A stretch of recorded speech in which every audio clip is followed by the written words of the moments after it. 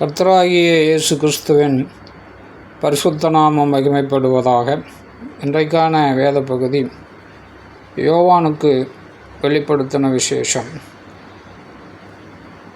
1 மற்றும் 2 அதிகாரம் வாசிக்க கேட்போம். இந்த வேத வாக்கியங்களை வாசிக்கிறவனும் கேட்கிறவர்களும் அதன்படி கை கொண்டு நடக்கிறவர்களும் பாக்கியவான்கள். வாசிப்போம். சீக்கிரத்தில் சம்பவிக்க வேண்டியவைகளை நம்முடைய ஊழியக்காரருக்கு காண்பிக்கும் பொருட்டு தேவன் இயேசு கிறிஸ்துவுக்கு ஒப்புவித்ததும், இவர் தம்முடைய தூதனை அனுப்பி தம்முடைய ஊழியக்காரனாகிய யோவானுக்கு வெளிப்படுத்தினதுமான விசேஷம். இவன் தேவனுடைய வசனத்தை குறித்தும் இயேசு கிறிஸ்துவை பற்றிய சாட்சியை குறித்தும் தான் கண்ட யாவற்றையும் சாட்சியாக அறிவிக்கிறான். இந்த தீர்க்க தரிசன வசனங்களை வாசிக்கிறவனும் கேட்கிறவர்களும் இதில் எழுதியிருக்கிறவைகளை கை கொள்ளுகிறவர்களும் பாக்கியவான்கள். காலம் சமீபமாயிருக்கிறது.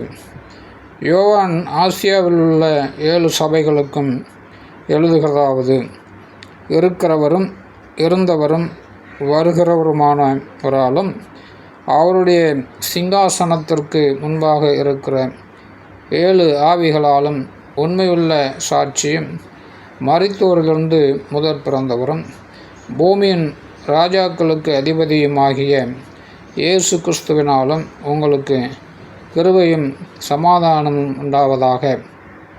நம்மிடத்தில் அன்பு கூர்ந்து தமது இரத்தத்தினாலே நம்முடைய பாவங்களற நம்மை கழுவி தம்முடைய பிதாவாகிய தேவனுக்கு முன்பாக நம்மை ராஜாக்களும் ஆசாரியர்களுமாக்கின அவருக்கு மகிமையும் வல்லமையும் என்றென்றைக்கும் உண்டாயிருப்பதாக. ஆமேன். இதோ மேகங்களுடனே வருகிறார். கண்கள் யாவும் அவரை காணும். அவரை குத்தினவர்களும் அவரை காண்பார்கள். பூமியின் கோத்திரத்தார் எல்லாரும் அவரை பார்த்து புலம்புவார்கள். அப்படியே ஆகும். ஆமேன். இருக்கிறவரும் இருந்தவரும் வருகிறவருமாகிய சர்வ வல்லமை உள்ள கர்த்தர், நான் அல்பாவும் ஒமேகாவும் ஆதியும் அந்தமுமாயிருக்கிறேன் என்று திருவுளம் பற்றுகிறார். உங்கள் சகோதரனும் இயேசு கிறிஸ்துவ நிமித்தம் வருகிற உபத்திரவத்திற்கும் அவருடைய ராஜ்யத்திற்கும் அவருடைய பொறுமைக்கும் உங்கள் உடன் பங்காளனுமாயிருக்கிற யோவானாகிய நான் தேவ வசனத்தின் நிமித்தமும் இயேசு கிறிஸ்துவை பற்றிய சாட்சி நிமித்தமும் பத்மு என்னும் தீவில் இருந்தேன். கர்த்தருடைய நாளில் ஆவிக்குள்ளானேன். அப்பொழுது எனக்கு பின்னாலே எக்கால சத்தம் போன்ற பெரிதான ஒரு சத்தத்தை கேட்டேன். அது, நான் அல்பாவும் ஒமேகாவும் முந்தினவரும் பிந்தினவருமாயிருக்கிறேன். நீ காண்கிறதை ஒரு புஸ்தகத்தில் எழுதி ஆசியாவில் இருக்கிற எபேசு, சிமர்னா, பெர்கமு, தியத்தீரா, சர்தை, பிலதெல்பியா, லவோதிக்கேயா என்னும் பட்டணங்களில் உள்ள 7 சபைகளுக்கும் அனுப்பு என்று விளம்பினது. அப்பொழுது என்னுடனே பேசின சத்தத்தை பார்க்க திரும்பினேன். திரும்பினபோது 7 பொன் குத்துவிளக்குகளையும் அந்த 7 குத்துவிளக்குகளின் மத்தியிலே நிலையங்கி தரித்து மார்பருகே பொற்கச்சை கட்டியிருந்த மனுஷகுமாரனுக்கு ஒப்பானவரையும் கண்டேன். அவருடைய சிரசும் மயிரும் வெண்பஞ்சைப் போலவும் உறைந்த மழையைப் போலவும் வெண்மையாயிருந்தது. அவருடைய கண்கள் அக்னி ஜுவாலையைப் போல் இருந்தது. அவருடைய பாதங்கள் உலைக்களத்தில் காய்ந்த பிரகாசமான வெண்கலம் போல் இருந்தது. அவருடைய சத்தம் பெருவெள்ளத்து இரைச்சலை போல் இருந்தது. தமது வலது கரத்தில் 7 நட்சத்திரங்களை ஏந்தி கொண்டிருந்தார். அவர் வாயிலிருந்து இருபுறமும் கருக்குள்ள பட்டயம் புறப்பட்டது. அவருடைய முகம் வல்லமையாய் பிரகாசிக்கிற சூரியனைப் போல் இருந்தது. நான் அவரை கண்டபோது செத்தவனைப் போல அவருடைய பாதத்தில் விழுந்தேன். அப்பொழுது அவர் தம்முடைய வலது கரத்தை என்மேல் வைத்து என்னை நோக்கி, பயப்படாதே, நான் முந்தினவரும் பிந்தினவரும் உயிருள்ளவருமாயிருக்கிறேன். மரித்தேன், ஆனாலும் இதோ சதா காலங்களிலும் உயிரோடு இருக்கிறேன். ஆமேன். நான் மரணத்திற்கும் பாதாளத்திற்கும் உரிய திறவுகோள்களை உடையவராயிருக்கிறேன். நீ கண்டவைகளையும் இருக்கிறவைகளையும் இவைகளுக்கு பின்பு சம்பவிப்பவைகளையும் எழுது. என் வலது கரத்தில் நீ கண்ட 7 நட்சத்திரங்களின் இரகசியத்தையும் 7 பொன் குத்துவிளக்குகளின் இரகசியத்தையும் எழுது. அந்த 7 நட்சத்திரங்களும் 7 சபைகளின் தூதர்களாம். நீ கண்ட 7 குத்துவிளக்குகளும் 7 சபைகளாம். ஆமேன். 2ஆம் அதிகாரம்.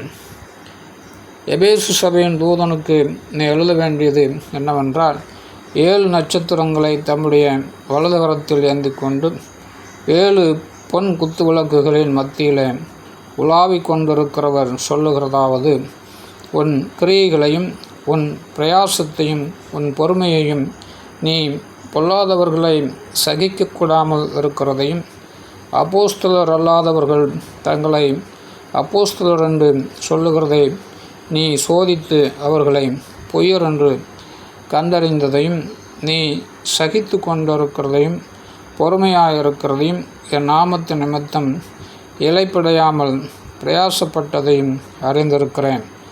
ஆனாலும் நீ ஆதியில் கொண்டிருந்த அன்பை விட்டாய் என்று உன் பேரில் எனக்கு குறைவுண்டு.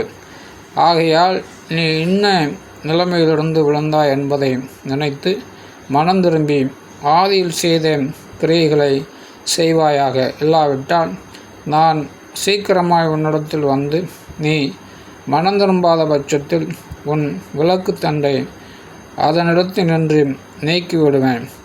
நான் வெறுக்கிற நிக்கோலாய் மதஸ்தரின் கிரியைகளை நீயும் வெறுக்கிறாய். இது உன்னிடத்தில் உண்டு. ஆவியானவர் சபைகளுக்கு சொல்லுகிறதை காதுள்ளவன் கேட்க கடவன். ஜெயங்கொள்ளுகிறவன் எவனோ அவனுக்கு தேவனுடைய பரதேசின் மத்தியில் இருக்கிற ஜீவ விருட்சத்தின் கனியை புசிக்க கொடுப்பேன் என்றெழுது. சிமர்னா சபையின் தூதனுக்கு நீ எழுத வேண்டியது என்னவெனில், முந்தினவரும் பிந்தினவரும் மரித்திருந்து பிழைத்தவருமானவர் சொல்லுகிறதாவது, உன் கிரியைகளையும் உன் உபத்திரவத்தையும் நீ ஐஸ்வர்யமுள்ளவனாயிருந்தும் உனக்கு இருக்கிற தரித்திரத்தையும் தங்களை யூதர் என்று சொல்லியும் யூதராயிராமல் சாத்தானுடைய கூட்டமாயிருக்கிறவர்கள் செய்யும் தூஷணத்தையும் அறிந்திருக்கிறேன். நீ படப்போகிற பாடுகளை குறித்து எவ்வளவும் பயப்படாதே. இதோ நீங்கள் சோதிக்கப்படும் பொருட்டாக பிசாசானவன் உங்களில் சிலரை காவலில் போடுவான். 10 நாள் உபத்திரவப்படுவீர்கள். ஆகிலும் நீ மரண பரியந்தம் உண்மையாயிரு. அப்பொழுது ஜீவ கிரீடத்தை உனக்கு தருவேன். ஆவியானவர் சபைகளுக்கு சொல்லுகிறதை காதுள்ளவன் கேட்க கடவன். ஜெயங்கொள்ளுகிறவன் 2ஆம் மரணத்தினால் சேதப்படுவதில்லை என்றெழுது. பெர்கமு சபையின் தூதனுக்கு நீ எழுத வேண்டியது என்னவென்றால், இருபுறமும் கருக்குள்ள பட்டயத்தை உடையவர் சொல்லுகிறதாவது, உன் கிரியைகளையும் சாத்தானுடைய சிங்காசனம் இருக்கிற இடத்தில் நீ குடியிருக்கிறதையும் நீ என் நாமத்தை பற்றி கொண்டிருக்கிறதையும் சாத்தான் குடிகொண்டிருக்கிற இடத்துல உங்களுக்குள்ளே எனக்கு உண்மையுள்ள சாட்சியாக அந்திப்பா என்பவன் கொல்லப்பட்ட நாட்களிலும் என்னை பற்றும் விசுவாசத்தை நீ மறுதலியாமல் இருந்ததையும் அறிந்திருக்கிறேன். ஆகிலும் சில காரியங்களை குறித்து உன் பேரில் எனக்கு குறைவுண்டு. விக்கிரகங்களுக்கு படைத்தவைகளை புசிப்பதற்கும் வேசித்தனம் பண்ணுவதற்கும் ஏதுவான இடர்களை இஸ்ரவேல் புத்திரன் முன்பாக போடும்படி பாலாக் என்பவனுக்கு போதனை செய்து பீலையாமுடைய போதகத்தை கை கொள்ளுகிறவர்கள் உன்னிடத்தில் உண்டு. அப்படியே நிக்கோலாய் மதஸ்தருடைய போதகத்தை கை கொள்ளுகிறவர்களும் உன்னிடத்தில் உண்டு. அதை நான் வெறுக்கிறேன். நீ மனம் திரும்பு. இல்லாவிட்டால் நான் சீக்கிரமாய் உன்னிடத்தில் வந்து என் வாயின் பட்டயத்தால் அவர்களோட யுத்தம் பண்ணுவேன். ஆவியானவர் சபைகளுக்கு சொல்லுகிறதை காதுள்ளவன் கேட்க கடவன். ஜெயங்கொள்ளுகிறவனுக்கு நான் மறைவான மன்னாவை புசிக்க கொடுத்து அவனுக்கு வெண்மையான குறிக்கல்லையும் அந்த கல்லின் மேல் எழுதப்பட்டதும் அதை பெறுகிறவனே அன்றி வேறொருவனும் அறியக்கூடாததுமாகிய புதிய நாமத்தையும் கொடுப்பேன் என்றெழுது. தேத்தியரா சபையின் தூதனுக்கு நீ எழுத வேண்டியது என்னவெனில், அக்னி ஜுவாலை போன்ற கண்களும் பிரகாசமான வெண்கலம் போன்ற பாதங்களும் உள்ள தேவகுமாரன் சொல்லுகிறதாவது, உன் கிரியைகளையும் உன் அன்பையும் உன் ஊழியத்தையும் உன் விசுவாசத்தையும் உன் பொறுமையையும் நீ முன்பு செய்த கிரியைகளிலும் பின்பு செய்த கிரியைகள் அதிகமாக இருக்கிறதையும் அறிந்திருக்கிறேன். ஆகிலும் உன் பேரில் எனக்கு குறைவுண்டு. என்னவெனில், தன்னை தீர்க்கதரிசி என்று சொல்லுகிற ஏசபேல் என்னும் ஸ்திரீயானவள் என்னுடைய ஊழியக்காரர் வேசித்தனம் பண்ணவும் விக்கிரகங்களுக்கு படைத்தவைகளை புசிக்கவும் அவர்களுக்கு போதித்து அவர்களை வஞ்சிக்கும்படி நீ அவர்களுக்கு இடம் கொடுக்கிறாய். அவள் மனம் திரும்பும்படியாய் அவளுக்கு தவணை கொடுத்தேன். தன் வேசி மார்க்கத்தை விட்டு மனம் திரும்ப அவளுக்கு விருப்பமில்லை. இதோ நான் அவளை கட்டில் கிடையாக்கி அவளுடனே உபச்சாரம் செய்தவர்கள் தங்களுடைய கிரியைகளை விட்டு மனம் திரும்பாவிட்டால் அவர்களையும் மிகுந்த உபத்திரவத்தில் தள்ளி அவளுடைய பிள்ளைகளையும் கொல்லவே கொல்லுவேன். அப்பொழுது நானே உள் இந்திரியங்களையும் இருதயங்களையும் ஆராய்கிறவர் என்று எல்லா சபைகளும் அறிந்து கொள்ளும். அன்றியும் உங்களில் ஒவ்வொருவனுக்கும் உங்கள் கிரியைகளின்படியே பலனளிப்பேன். தியத்திராவில் இந்த போதகத்தை பற்றி கொள்ளாமலும் சாத்தானுடைய ஆழங்கள் என்று அவர்கள் சொல்லுகிறார்களே, அந்த ஆழங்களை அறிந்து கொள்ளாமலும் இருக்கிற மற்றவர்களாகிய உங்களுக்கு நான் சொல்லுகிறதாவது, உங்கள் மேல் வேறொரு பாரத்தையும் சுமத்த மாட்டேன். உங்களுக்குள்ளதை நான் வருமளவும் பற்றி கொண்டிருங்கள். ஜெயங்கொண்டு முடிவு பரியந்தம் என் கிரியைகளை கை கொள்ளுகிறவன் எவனோ அவனுக்கு நான் என் பிதாவினிடத்தில் அதிகாரம் பெற்றது போல ஜாதிகள் மேல் அதிகாரம் கொடுப்பேன். அவன் இருப்பு கோலால் அவர்களை ஆளுவான். அவர்கள் மண்பாண்டங்களைப் போல நொறுக்கப்படுவார்கள். விடிவெள்ளி நட்சத்திரத்தையும் அவனுக்கு கொடுப்பேன். ஆவியானவர் சபைகளுக்கு சொல்லுகிறதையும் காதுள்ளவன் கேட்க கடவன் என்று எழுது. ஆமென்.